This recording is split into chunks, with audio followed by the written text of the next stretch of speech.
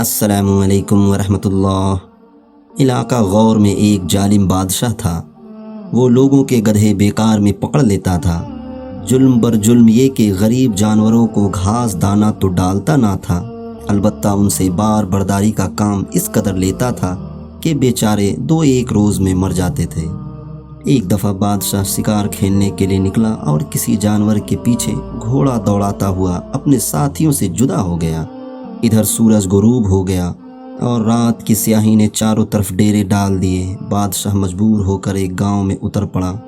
وہاں ایک عجیب ماجرا دیکھا کہ ایک دیہاتی مضبوط اور توانا گدھے کو لٹھ مار مار کر لنگڑا کر رہا ہے۔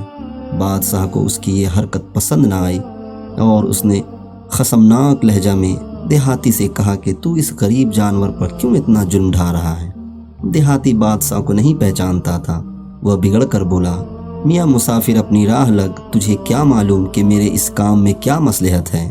بات یہ ہے کہ ہمارا بادشاہ نہایت ظالم ہے۔ وہ تندرست اور مضبوط گدھے غریبوں سے چھین لیتا ہے۔ میں اس گدھے کی ٹانگ توڑ رہا ہوں تاکہ بیکار میں نہ پکڑا جائے۔ لنگڑے گدھے کا میرے پاس رہنا اس سے بہتر ہے کہ وہ بادشاہ کے پاس بوجھ ڈھوتا مر جائے۔ بادشاہ کو دیہاتی کی بات سن کر غصہ تو بہت آیا، لیکن مصلحت اسی میں دیکھی کہ چپ رہے۔ صبح ہوئی تو لشکر تلاش کرتے کرتے گاؤں میں آ پہنچے اور ہر طرف بادشاہ سلامت کا شور مچ گیا۔ بادشاہ کو رات والا دیہاتی یاد تھا۔ اس نے حکم دیا کہ گستاخ کی گردن مار دی جائے۔ بیچارے نے جان بخشی کے لیے بہت منت سماجت کی، لیکن بادشاہ کا دل نہ پسیجا۔ جب یقین ہو گیا کہ اب جان بچنے کی کوئی صورت نہیں ہے تو دلیر ہو کر بادشاہ کی آنکھوں میں آنکھیں ڈال دیں اور گرج کر کہنے لگا، اے بادشاہ، موت تو اپنے وقت پر ضرور آ کر رہتی ہے، لیکن مجھے مار کر تو بدنامی سے نہیں بچ سکتا۔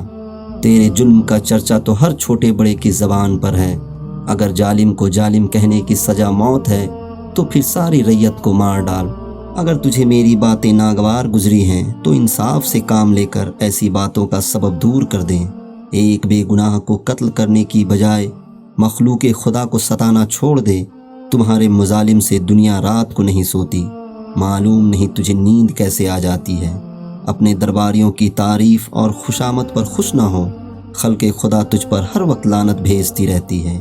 مظلوموں کی آہ فریاد سے ڈر اور ظلم سے باز آ جا۔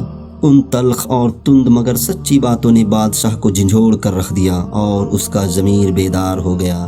اسی وقت توبہ کر لی اور اس دیہاتی کو صرف عزت کے ساتھ رہا کیا، بلکہ اپنے گاؤں کا سردار بنا دیا۔